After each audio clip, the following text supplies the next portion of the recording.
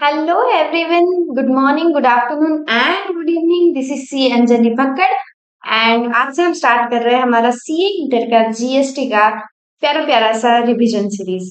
सो revision start करने से पहले मैं आपको बता दूं कि ये जो नोट्स है ये मैं आपको फ्रीली प्रोवाइड कर रही हूँ।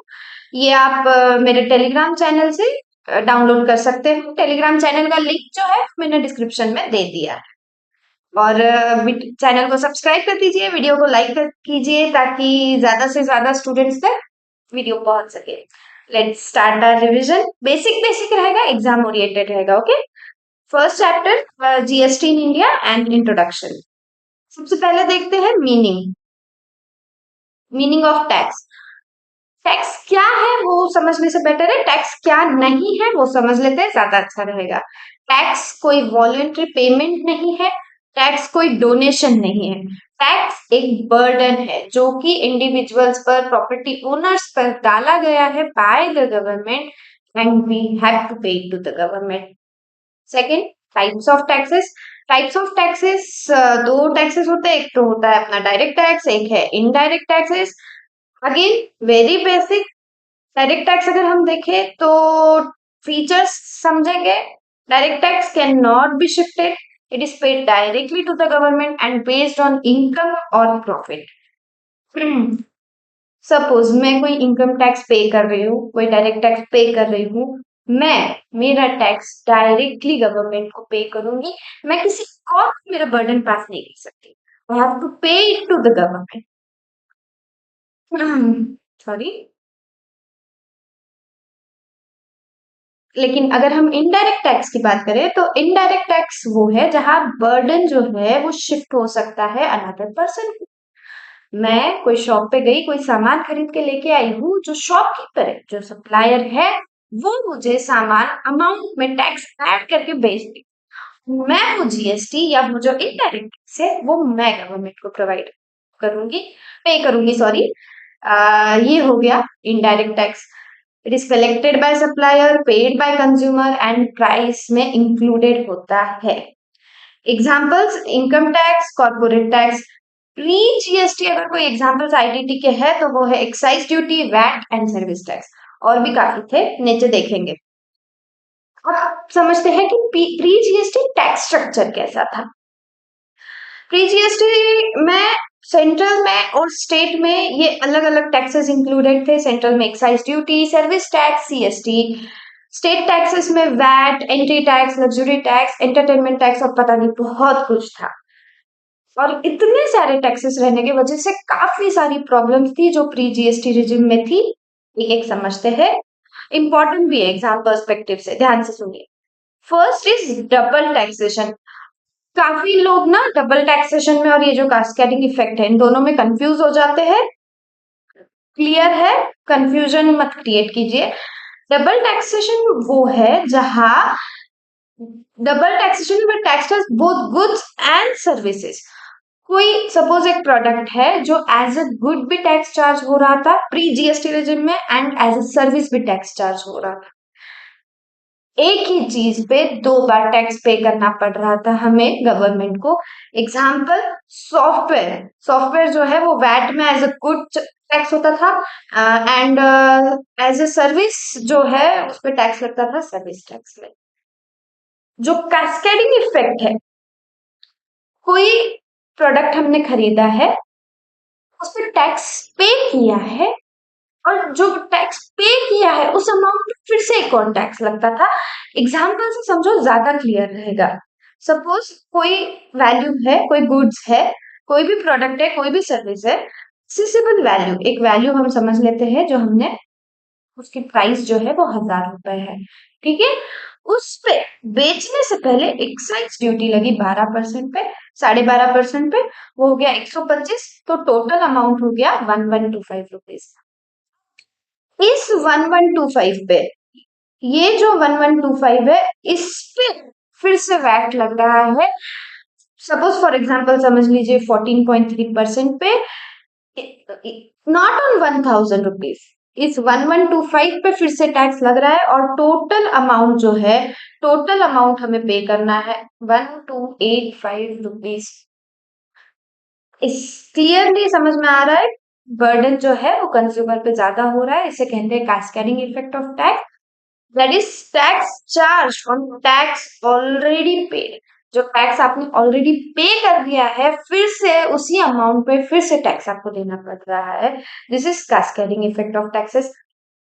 थर्ड एक प्रॉब्लम था, नो क्रॉस क्रेडिट। जो क्रेडिट मिलता है वो हम डिटेल में आईटीसी चैप्टर में पढ़ेंगे। ये एक प्रॉब्लम है कि प्री जीएसटी रिजिम में क्रेडिट जो है वो मिलता नहीं था। Excise credit not allowed against VAT and VAT credit not allowed against service tax. Detail में आईटीसी चैप्टर में पढ़ा जाएगा।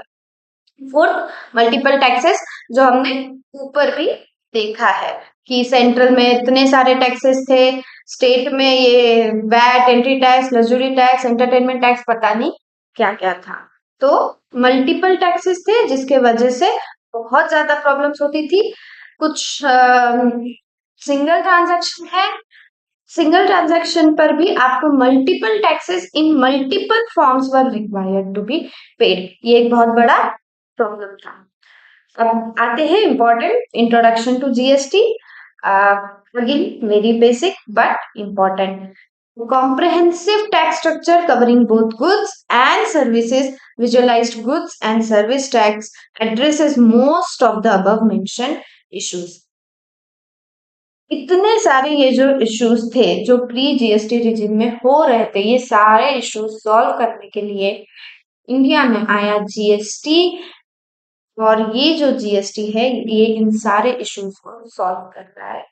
GST ensures both cascading effect of SENVAT and service tax are removed and a continuous chain of set-off from original producer's point or service provider's point to the retailer's level or consumer level is established.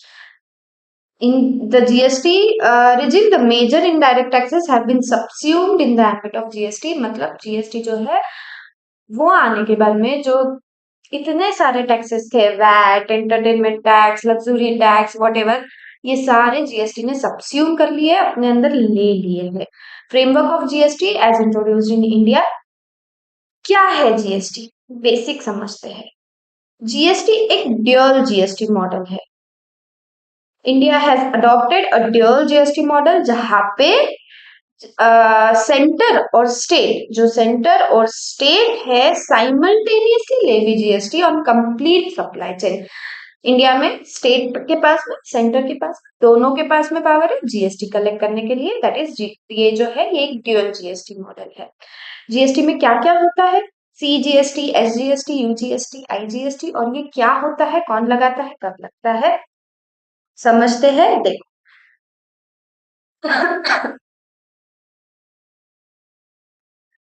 क्या क्या होता है? एक होता है IGST, एक होता है सीजीएसटी, एक होता है एसजीएसटी या फिर यूटीजीएसटी। अब सपोज एक स्टेट है महाराष्ट्र, दूसरा स्टेट है गुजरात। महाराष्ट्र से गुजरात में अगर किसी ने सप्लाई किया, मतलब एक स्टेट से दूसरे स्टेट में जब सप्लाई हो रहा है तो उस पे लगता है आईजीएसटी। उसको integrated goods and service tax भी बोलते हैं। Full form integrated goods and service tax, short form में आईजीएसटी बोलते हैं। एक स्टेट से दूसरे स्टेट में या फिर कोई यूनियन टेरिटरी में अगर सप्लाई हो रहा है तो तब आईजीएसटी लगेगी। आईजीएसटी के अलावा सीजीएसटी है, एसजीएसटी है। अब जो सीजीएसटी एसजीएसटी है ये कब लगता है? सपोज मैं हूं महाराष्ट्र में, एक मिस्टर एक्स समझ लेते हैं हम, वो भी है महाराष्ट्र में। मैंने गुड्स दिए मिस्टर एक्स को, महाराष्ट्र में सप्लाई हो रहा है। एक स्टेट से, सेम स्टेट से, उसी स्टेट, सेम स्टेट में दूसरे इंसान को, दूसरे पर्सन को सप्लाई हो रहा है, तो यहाँ पे लगता है सीजीएसटी एंड एसजीएसटी। ओके। अगर सपोज कोई यूनियन टेरिटरी है, फॉर एग्जांपल दिल्ली, अगर इस यूनियन टेरिटरी से दूसरी यूनियन टेरिटरी में, सॉरी, इस यूनियन टेरिटरी से सेम यूनियन टेरिटरी में, सपोज महाराष्ट्र टू महाराष्ट्र है, वैसे ही एक यूनियन टेरिटरी से एक इंसान, एक पर्सन सप्लाई कर रहा है सेम यूनियन टेरिटरी में, तो वहां पे लगेगा CGST एंड UTGST। समझते हैं? GST in India comprises of CGST, SGST, UTGST and IGST. CGST is levied, अच्छा ये यहाँ पे कट गया है, यहाँ पे लिख लीजिए, CGST is levied and collected by central government. CGST is levied and collected by central government. जो SGST है, SGST is levied and collected by state government or union territories with legislature. Union territories with legislatures. Union Territory Goods and Service Tax, that is UTGST, it is levied and collected by union territories without legislatures. And IGST is levied and collected by central government. सब अभी फिर से यहाँ पे फिर से समझते हैं, इंपॉर्टेंट है, ध्यान दीजिए। CGST, SGST, UGST जो है levied on intra state supply, मतलब सेम स्टेट से, सेम स्टेट में, महाराष्ट्र सप्लायर रिसिपिएंट दोनों महाराष्ट्र में है, सप्लायर रिसिपिएंट दोनों गुजरात में है, जो सेम स्टेट में सप्लाई हो रहा है वहां पे CGST, SGST, UTGST लगता है गुड्स और सर्विसेज का। It's a general rule where the location of the supplier and the place of supply of goods or service are in the same state or union territory. It is treated as intra-state supply of goods or service respectively. IGST जो है where the location of supplier and the place of supply are in two different states या फिर two different union territories या फिर a state and a union territory. It is interstate supply. अलग अलग states में, अलग अलग union territories में या एक state एक union territory में है, तो that is interstate supply of goods or service respectively. ध्यान रखिए IGST जो है important है, IGST का जो रेट है IGST is sum of CGST, SGST. For example, अगर कोई प्रोडक्ट में सप्लाई कर रही हूँ जिसपे 9% CGST लगता है, 9% SGST लगता है, तो अगर वो सेम प्रोडक्ट मैं इंटर स्टेट सप्लाई कर रही हूँ तो 18% IGST लगेगा।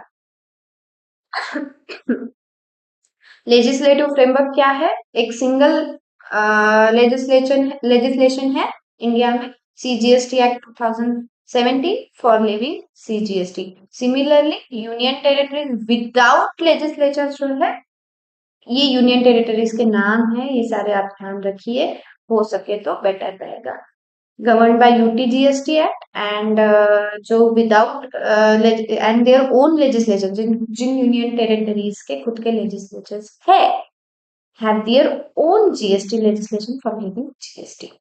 Classification of goods and services बहुत इंपॉर्टेंट है। अगेन GST में हर चीज को एक तो गुड्स या फिर सर्विस क्लासिफाई किया गया है ताकि डबल टैक्सेशन ना हो और एक ही ट्रांजैक्शन पे as a good as a service दोनों टैक्स नहीं लगना चाहिए, इसलिए क्लासिफिकेशन किया गया है गुड्स में और सर्विस में, जिससे कि रेट ऑफ टैक्स भी क्या एप्लीकेबल होगी वो भी दिया गया है। एक HSN harmonised system of nomenclature, it is used for classifying goods under the GST, and SAC जो कि सर्विसेज अकाउंटिंग कोड है, it is used for classifying services under GST। Seamless flow of credit है, again detail में जो credit का flow है ITC वाला chapter है उसमें डिटेल में पढ़ाया जाएगा। ये यहाँ पे बेसिक दिया है, इंट्रोडक्शन दिया है और रिवीजन लेक्चर है, उस हिसाब से मैं अगर बताऊं तो GST में सीमलेस फ्लो ऑफ क्रेडिट है, जहां आप अगर कुछ परचेस करते हो टैक्स पे करते टाइम पे आपको क्रेडिट मिल जाएगा। अगेन बोल रही हूँ डिटेल में ITC चैप्टर में बताऊंगी। एक और इम्पोर्टेंट पॉइंट है order of utilisation of credit, ये भी डिटेल में ITC चैप्टर में, लेकिन यहाँ पे भी समझ लीजिए इंपॉर्टेंट है। अगर आपको ITC यूटिलाइज करना है तो उसका एक स्पेसिफिक ऑर्डर है GST लॉ में। सपोज IGST है, CGST है और UTGST या फिर SGST, ठीक है, ये है। अगर आपको आईजीएसटी का क्रेडिट यूटिलाइज करना है तो सबसे पहले आप आईजीएसटी का जो है वो आईजीएसटी में यूज करोगे। सेकेंड, आप सीजीएसटी या फिर एसजीएसटी में यूज कर सकते हो इन एनी प्रपोर्शन। कोई भी प्रपोर्शन में आप इसे यूज कर सकते हो, लेकिन जो सीजीएसटी का क्रेडिट है वो सबसे पहले सीजीएसटी के लिए ही यूज होगा, एंड सेकेंडली जब ये पूरा खत्म हो जाएगा तब वो आईजीएसटी के लिए यूज होगा, एंड जो एसजीएसटी का क्रेडिट है वो एसजीएसटी के लिए ही यूज होगा, and after that it will be use for IGST. याद रखें, बहुत इंपॉर्टेंट है, सीजीएसटी और एसजीएसटी या यूटीजीएसटी जो है इनका आपस में आप क्रॉस क्रेडिट नहीं ले सकते। मतलब सीजीएसटी का आप सीजीएसटी में लोगे, आईजीएसटी में लोगे, एसजीएसटी के लिए नहीं ले सकते। सेम फॉर एसजीएसटी, दोनों का क्रॉस क्रेडिट अलाउड नहीं। क्या दिया है? There is a specified order in which ITC should be utilise. First, IGST credit utilized towards IGST payment and then towards CGST and SGST in any order and in any proportion. After entire ITC of IGST is utilized, ITC of CGST should be utilized for the payment of CGST and IGST in that order. मतलब पहले CGST के लिए फिर IGST के लिए. Thereafter, ITC of SGST or UGST should be utilized for payment of SGST, UGST and IGST in that order. It may be noted that ITC of CGST cannot be utilized. देखो ये important है, ITC of CGST cannot be utilized for payment of SGST or UTGST and vice versa. ठीक है। उसके बाद GSP और ASP से कुछ नहीं है, कुछ सुविधा प्रोवाइडर्स है, जीएसटी सुविधा प्रोवाइडर्स है, और कुछ हेल्प चाहिए तो हेल्प ले सकते हो। कंपेंसेशन सेस है, या जीएसटी में एक कंपेंसेशन सेस है स्पेसिफाइड रेट पे जो चार्ज किया जाता है कुछ स्पेसिफिक प्रोडक्ट्स के लिए, जैसे कि pan masala, tobacco, aerated water, motor cars etcetera, इन पे सेस भी चार्ज किया जाता है। जीएसटी जो है एक गुड्स एंड सर्विस पे एक टैक्स है, और GST is levied on all goods and service. सारे गुड्स और सर्विस पे जीएसटी चार्ज होता है except alcoholic liquor for human consumption and petroleum crude, diesel, petrol, ATF, natural gas. 5 petroleum products, petroleum crude, diesel, petrol, ATF and natural gas, ये जो 5 petroleum products है, and alcoholic liquor for human consumption, इन पे GST नहीं लगता है। ये GST के डेफिनेशन के ही बाहर है। इन पे जो है outside the realm of GST excise duty is applicable. लेकिन जो टोबैको है और ओपीएम, इंडियन है, अदर नार्कोटिक ड्रग्स वगैरह जो प्रोडक्ट्स है, इन पे जीएसटी तो लगता है, साथ में एक्साइज ड्यूटी भी लगती है महंगा बनाने को products. Now taxes subsumed in GST, काफी टैक्सेस है, सेंट्रल टैक्सेस, स्टेट टैक्सेस जो जीएसटी में सब्स्यूम किए गए हैं, आप इन्हें पढ़ सकते हो, एग्जाम में सकता है, चांसेस है, you can read it. GST के बेनिफिट्स, हाँ अगेन ये भी इंपॉर्टेंट है, डायरेक्ट क्वेश्चन जैसा भी कुछ आ सकता है, चांसेस है। तो बेनिफिट्स ऑफ जीएसटी अगर आपको देखना है तो benefits to economy, fast fast जाएंगे, ठीक है, बहुत ज्यादा डिटेल में, you can read it, notes आपको फ्रीली प्रोवाइड की जा रही है। तो certain of creation of unified national market, creation of unified national market, GST aims to make India a common market with common tax rates and remove the economic barriers. Boost to make in India initiative, जो government of India ने make in India initiative लाया था, उसको boost मिलता है GST की वजह से। सिंप्लीफाइड टैक्स स्ट्रक्चर है, सिंप्लीफाइड टैक्स स्ट्रक्चर रहने की वजह से जो बिजनेस है वो इजीली कर सकते हैं, जो भी बिजनेसमैन है, and certainty in tax administration है, common procedures for registration, refund, uniform formats of tax return, common tax base, common system of classification of goods and service along with timeliness of every activity ensures certainty in administration cross India. ये सारे GST के benefits है। Tax compliance बहुत ज्यादा easy हो गया है GST आने की वजह से, जो पहले प्रॉब्लम्स थी इतनी सारी वो नहीं है। ट्रेड और इंडस्ट्री को भी काफी सारे एडवांटेजेस हुए हैं। Suppose for example ill effects of cascading जो थे वो मिटिगेट किए गए हैं जीएसटी आने से। Benefits to small traders and entrepreneurs, इनको काफी ज्यादा बेनिफिट मिला है with the creation of seamless national market across the country. Small entrepreneurs will have an opportunity to expand their national footprint with minimal investment. ये सारे जो है GST के बेनिफिट्स है. ठीक है, अब कुछ कॉन्स्टिट्यूशनल प्रोविजंस है, कॉन्स्टिट्यूशनल पिलर्स ऑफ जीएसटी है. देखो, रिवीजन के हिसाब से जो दो तीन बहुत इंपॉर्टेंट है वो मैंने लिया है यहाँ पे. तीन आर्टिकल्स है. एक आर्टिकल 366, आर्टिकल 366 12 है, आर्टिकल 246 ए और आर्टिकल 279 ए. आर्टिकल 366 12 में क्या बोलता है कि defines GST as a tax on supply of goods and और supply services except alcoholic liquor for human consumption and fine petroleum products.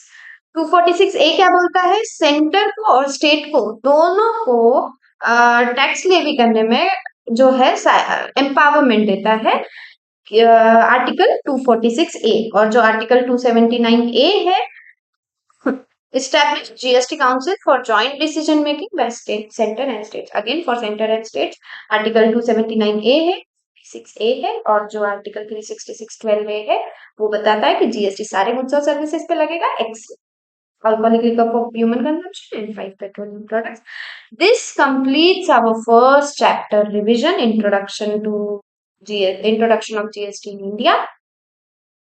अगर वीडियो अच्छा लगे तो प्लीज कमेंट करके बता दीजिए. आपका फीडबैक मेरे लिए काफी इंपॉर्टेंट है. And make sure you subscribe the channel. Her chapter का रिवीजन आपके लिए इस चैनल पे प्रोवाइड किया जाएगा. Thank you so much.